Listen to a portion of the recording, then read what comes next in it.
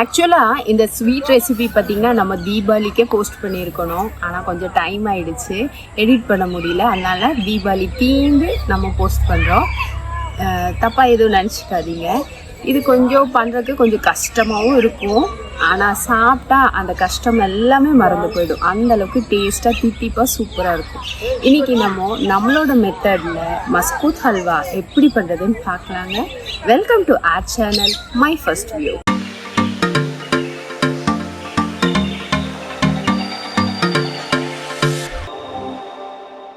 இங்கே நம்ம மைதா எடுத்துருக்கோங்க. பார்த்தீங்கன்னா இந்த கப்பில் 3 கப் அளவுக்கு எடுத்திருக்கோம். ஒரு கப்புங்கிறது பார்த்தீங்கன்னா உங்களுக்கு 120 125 கிராம்ஸ் அளவுக்கு வரும். அதே மாதிரி மாவு அளக்கும் போது அழுத்தி விட்டு அளக்காம சும்மா அப்படியே ஃப்ளோவா போட்டு விடுங்க, அவ்வளோதான். இப்போ இதுல கொஞ்சம் கொஞ்சமா தண்ணி தெளிச்சு நல்ல ஒரு சப்பாத்தி பூரி பதத்துக்கு பிசைஞ்சுக்கலாம். இதுல நம்ம வேற எதுவும் சேர்க்கல, வெறும் மைதா தான் சேர்த்து பிசைறோம், தண்ணி சேர்த்து பிசைறோம். இப்போ இதை நம்ம ஒரு டைட் டோவா பிசைஞ்சிருக்கோம். பாருங்க, நல்ல ஒரு சப்பாத்தி மாவு இல்ல பூரி மாவு பதத்துக்கு டைட்டா பிசைஞ்சிருக்கோம். நம்ம கையிலயும் ஒன்னும் ஒட்டல, பாத்திரத்திலயும் ஒன்னும் ஒட்டாத அளவுக்கு நல்ல நீட்டா பிசைஞ்சிருக்கோம். இப்போ இதை இப்படி ஃபிளாட் பண்ணிட்டு இதுல நம்ம தண்ணி ஊத்த போறோம். இந்த மாவு மூழ்கிற அளவுக்கு தண்ணி ஊற்றிக்கலாம். பார்த்தீங்கன்னா இந்த அளவுக்கு மாவு தண்ணியில் நல்லா மூழ்கிடுச்சு. இது பார்த்தீங்கன்னா நமக்கு ஒரு மணி நேரம் போல் ஊறட்டும் இந்த மாவு இந்த தண்ணியிலேயே. இப்போ ஒரு மணி நேரமாக இந்த மைதா பார்த்தீங்கன்னா நல்லா தண்ணியில் ஊறிட்டு இருக்கு. இப்போ இதை நம்ம பிசைஞ்சுக்கலாம். இது போல் நம்ம நல்லா அழுத்தி பிசையணுங்க. அப்போ க்ளூட்டன் தனியாக பிரிஞ்சு வந்துடும். நமக்கு அந்த ஸ்டார்ச் மட்டும் தனியாக தண்ணியில் பிரிஞ்சு வந்துடும். அதுக்காக தான் இது போல் நம்ம பிணையிறது. இதே போல் நம்ம கோதுமை மாவுலையும் செய்யலாம், அதுவும் நல்லா இருக்கும்.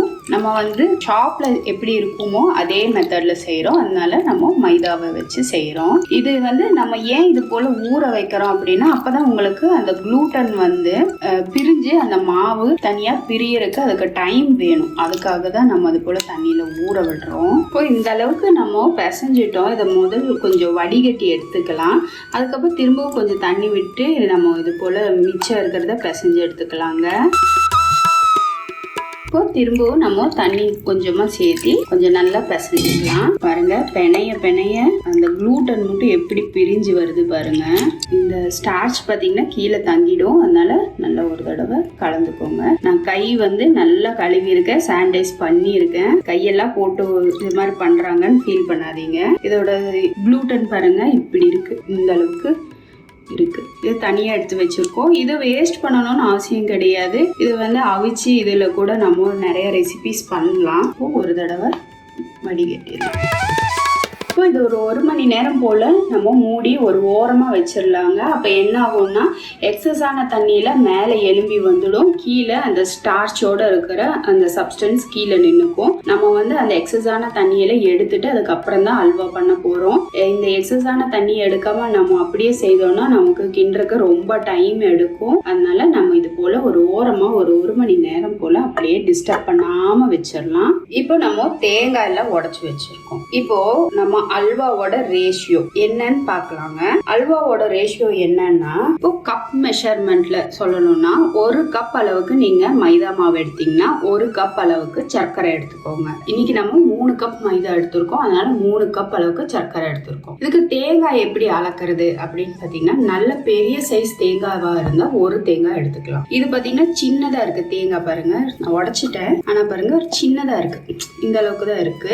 அதனால நான் ஒரு கப்புக்கு ஒரு 3 மூடி தேங்காய், அதாவது ஒரு தேங்காய் பிளஸ் ஒரு அரை மூடி அது மாதிரி எடுத்திருக்கேன். இப்போ நம்ம 3 தேங்காய்க்கு ஒரு 4 அரை மூடி தேங்காய் தேவைப்படும். 4 மூடி அளவுக்கு எடுத்து வச்சிருக்கோம். இப்போ இதுல இருந்து பால் எப்படி எடுக்கணும்னா, இப்போ இதை சில்லு போட்டு நம்ம மிக்சர்ல தண்ணி ஊத்தி நம்ம எப்பவும் பால் எடுக்கிற மாதிரி தான். ஆனா நம்ம முதல் பால் தலைப்பால் மட்டும்தான் எடுக்கணும். திரும்ப திரும்ப தண்ணி ஊத்தி நம்ம கடைசி சக்க வரைக்கும் எடுப்போம் இல்லைங்களா, அது மாதிரி எடுக்க கூடாது. நல்ல கெட்டியான பால் ஒரு தடவை எடுத்தா போதுமானது. அது நல்ல மஸ்லின் கிளாத்ல இல்ல நல்ல டைட்டா பிழிஞ்சு எடுத்தீங்கன்னா அந்த வெட்டியான பால் வரும். ரெண்டாவது கொஞ்சம் லைட்டா வெதுவெதுப்பான தண்ணி, கிளைமேட் ரொம்ப சில்லா இருக்கு அப்படிங்கிற பட்சத்துல கொஞ்சம் லைட்டா வெதுவெதுப்பான தண்ணி, ரொம்ப சூடால சொல்ல கிடையாது, வெதுவெதுப்பான தண்ணி விட்டு அரைக்கும் போது உங்களுக்கு பால் நல்லா கெட்டியா சூப்பரா கிடைக்கும். இப்ப இதை நம்ம சின்ன சின்ன துண்டுகள் ஆக்கி மிக்சியில போட்டு பால் எடுத்துக்கலாங்க.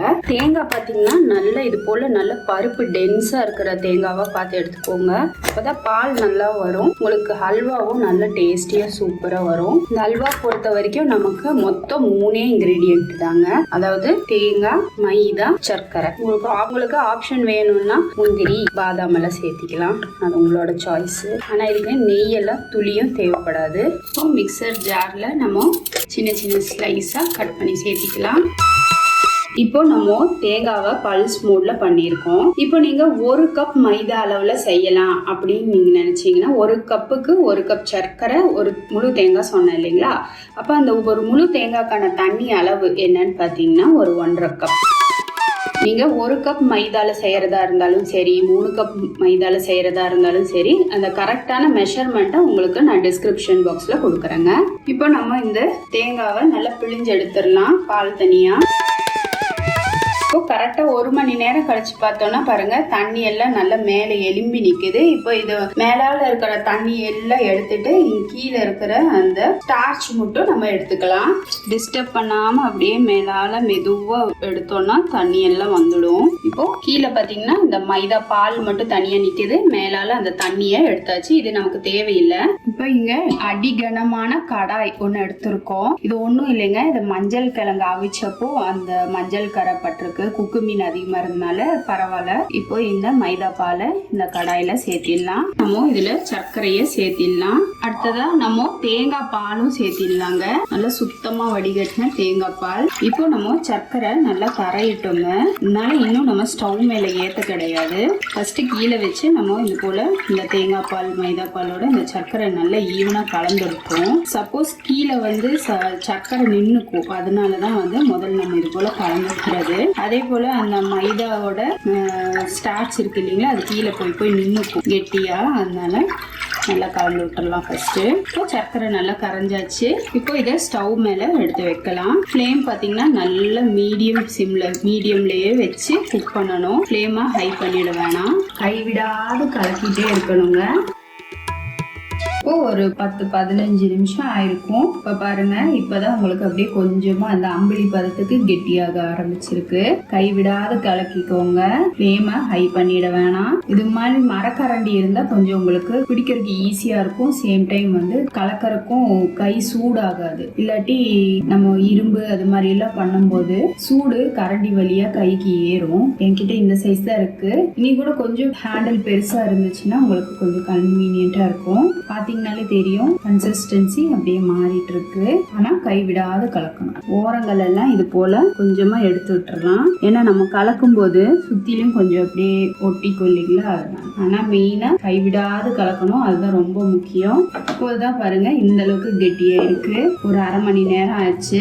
ஃப்ளேம் ஹை பண்ணிட்டீங்கன்னா கொப்பளிக்கும் போது உங்க கையில எல்லாம் பட்டுரும். அதனாலதான் நம்ம மீடியமாவே வச்சு செய்யணும்னு சொல்றது. பாத்தீங்கன்னா இந்த அளவுக்கு கட்டி ஆயிருக்கு. இன்னும் எண்ணெய் எல்லாம் பிரிஞ்சு வரணும். அதுக்குள்ள நம்ம இதுக்கு கலருக்காக கொஞ்சமா சுகரை கேரமலைஸ் பண்ணி எடுத்துக்கலாங்க. அதுக்காக இங்க ஒரு 1/4 கப் அளவுக்கு சர்க்கரை ஒரு பேன்ல வச்சிருக்கோம். இப்ப இதை அப்படியே அடுப்புல வச்சிடலாம், தண்ணி எதுவும் சேர்க்காம. இப்ப நம்ம 1/4 கப் சர்க்கரைய தண்ணி எதுவும் சேர்க்காம அப்படியே ஸ்டவ்ல சிம்ல வச்சு கேரமல் பண்ணி வச்சிருக்கோம். நம்ம கலருக்காக அந்த சுகர் கேரமலை சேர்த்திடலாங்க. இல்ல உங்களுக்கு ஆர்டிபிஷியல் கலர் ஏதாவது வேணும்னா நீங்க ஆர்டிபிஷியல் கலர் சேர்த்திக்கலாம். எனக்கு இந்த போதுங்கிறதுனால நான் இந்த கலர் எடுத்துருக்கேன். கலர் மீன்ஸ் அந்த கேரமல் சுகர் ஒரு 1/4 கப் அளவுக்கு கேரமல் பண்ணது. இப்போ பார்த்தீங்கன்னா நல்லா எண்ணெயெல்லாம் பிரிஞ்சு வந்திருக்கு, பிரிய வர ஆரம்பிச்சிருக்கு. பாத்திரத்தில் ஒட்டவே இல்லை. நம்ம மீடியம்ல வச்சனால பாருங்க பாத்திரத்தில் கீழே அடியும் பிடிக்கவே இல்லை. ஆனால் இது கிண்டுறது கொஞ்சம் ஹார்டாக தான் இருக்கும். இந்த ஸ்டேஜில் நான் கொஞ்சமாக மட்டும் முந்திரி சேர்த்திக்கிறேன். இப்போ இதை நம்ம ஒரு பிளேட்டுக்கு மாத்திடலாங்க. இப்போ ட்ரேல எண்ணெய் தடவி வச்சிருக்கோம். இதுல நம்ம ஹல்வாவை கொட்டிடலாம். சூடா இருக்கு, அதனால பார்த்து கொட்டிக்கோங்க. இப்போ இது போல லெவல் பண்ணியாச்சு. நம்ம பாத்தீங்கன்னா எண்ணெய் எதுவுமே சேர்க்கல. அந்த தேங்காய் பால்ல இருந்து பாருங்க எவ்வளோ தேங்காய் எண்ணெய் வெளியில ரிலீஸ் ஆகி வந்திருக்கு. இந்த அளவுக்கு ரிலீஸ் ஆகி வர்ற அளவுக்கு நம்ம நல்லா கைவிடாது கலந்துட்டே இருக்கணும். உண்மையை சொன்னா நான் வெறுத்தே போயிட்டேங்க. அவ்வளோ நேரம் கிண்டிட்டு இருந்தேன். குறைஞ்சது ஒரு 2ல இருந்து ஒரு 3 மணி நேரமா ஆயிடுச்சு. ஒத்தையால கிண்டும் போது கையெல்லாம் வலிக்குது. அது பேசாம கடையிலேயே வாங்கிருக்கலாமான்னு எனக்கே கூட தோணுது. ஆனா என்ன இருந்தாலும் நம்ம வீட்டுல செய்து சாப்பிடுறது அழகுங்கிறது வேற. இப்ப இது நல்லா ஆறட்டும். ஆறுனதுக்கு அப்புறமா நம்ம பீசஸ் போட்டுக்கலாம். இப்போ நல்லா ஆறிடுச்சு. இப்போ இது போல ஒரு கத்தி எடுத்து இந்த தேங்காய் எண்ணெயவே எடுத்து தடவிக்கலாம். இப்போ இதை கட் பண்ணிடலாங்க. உங்களுக்கு எந்த ஷேப்ல வேணுமோ அந்த ஷேப்ல கட் பண்ணிக்கோங்க. அல்வா ரெடி ஆயிடுச்சுங்க. நம்ம செய்த மஸ்கோத் அல்வா ரெசிபியோட மெஷர்மெண்ட்ஸ் பாத்தீங்கன்னா, நீங்க 1 கப் அளவுக்கு செய்தா எந்த அளவுக்கு, இல்ல 3 கப் அளவுக்கு செய்தா எந்த அளவுக்கு அப்படிங்கிற மெஷர்மெண்ட்ஸை நான் டிஸ்கிரிப்ஷன் பாக்ஸ்ல நீட்டா கொடுத்துட்றேங்க. ஏதாவது டவுட் இருந்தா கமெண்ட் செக்ஷன்ல நீங்க கேட்கலாம். சூப்பர் டேஸ்டியான மஸ்கோத் அல்வா நம்ம வீட்லயும் ரெடி பண்ணியாச்சு. இது வரைக்கும் இந்த வீடியோவை பொறுமையா பார்த்ததுக்கு ரொம்ப ரொம்ப நன்றி ஃப்ரெண்ட்ஸ். இது வரைக்கும் நீங்க மை ஃபர்ஸ்ட் வியூவை சப்ஸ்கிரைப் பண்ணாம பார்த்துட்டு இருக்கீங்க அப்படின்னா மறக்காம மை ஃபர்ஸ்ட் வியூவை சப்ஸ்கிரைப் பண்ணிக்கோங்க. பெல் ஐக்கானோட ஆளுங்கிற ஆப்ஷனையும் கிளிக் பண்ண மறந்துடாதீங்க. இது வரைக்கும் வீடியோவை பொறுமையா பார்த்தது ரொம்ப ரொம்ப நன்றி ஃப்ரெண்ட்ஸ்.